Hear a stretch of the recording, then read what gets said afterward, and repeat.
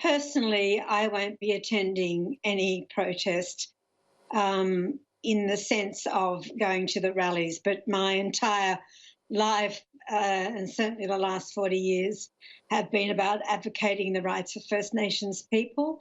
And in particular, I've done a lot of work around the issues that people are really frustrated about now. And I think that's what's important, is that we need to understand exactly why people are frustrated, what the motivations have been for people that will come out, not just in capital cities, Annalise, but in many regional centres as well, including Cairns and Wagga.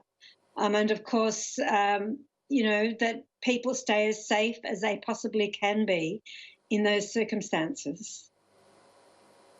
So the medical advice we've heard is that there is no safe way to engage in these protests. The Chief Medical Officer, Brendan Murphy, yesterday said it could be catastrophic if anyone attended one of those protests, caught coronavirus and took it back to a remote Indigenous community.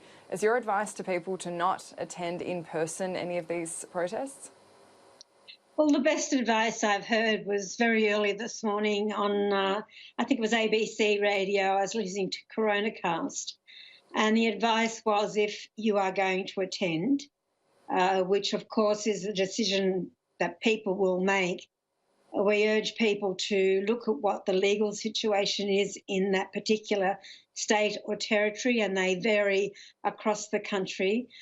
South Australia and Western Australia are allowing the protest to go ahead legally, but to make sure that you try and keep as safe as possible.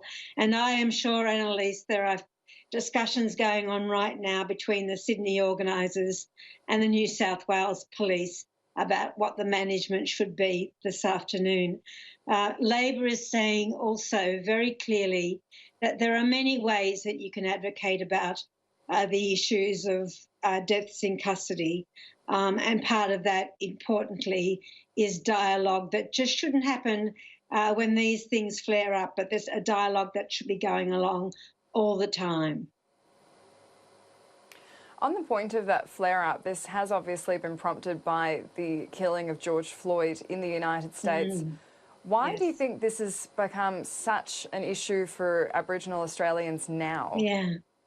Well, this has become an international issue. I think what's happened in America is that it's a conflagration of not just yet another death at the hands of law enforcement, but the frustration and the anger that exists in that country. It has spread across the world, and it has resonated with Aboriginal people in Australia, because we know that the Royal Commission into Aboriginal Deaths in Custody finished 30 years ago now, Annalise, but it still very much lives in the hearts and minds of First Nations people. And there have been something like 438 Aboriginal deaths in custody since 1991. And they are real people with real families from communities that will never be the same again. And that hurt and that frustration needs to be understood. But on the same token, this has come at a time when there is a pandemic, and those health and safety issues are also incredibly important for people to listen to and to think carefully about. Whether they attend or whether they take their protest in some other form by way of contacting their local member of parliament, sending messages to the Prime Minister, or talking to their friends and family, talking to the Aboriginal community. The motivations are there, and I respect that and I understand that, and I share those frustrations. Because I think that is something that people are having a hard time wrapping their heads around. It's that Aboriginal people have worse health outcomes. They do suffer more severely when it comes to especially respiratory issues in many cases. And so why take this risk? Well, people are frustrated and angry. And some people are going to obviously demonstrate that by way of attending rallies across the country this afternoon. The important point to really understand, Annalise, is the point that you've just made, and that is that the social justice outcomes for First Nations people in Australia are shocking.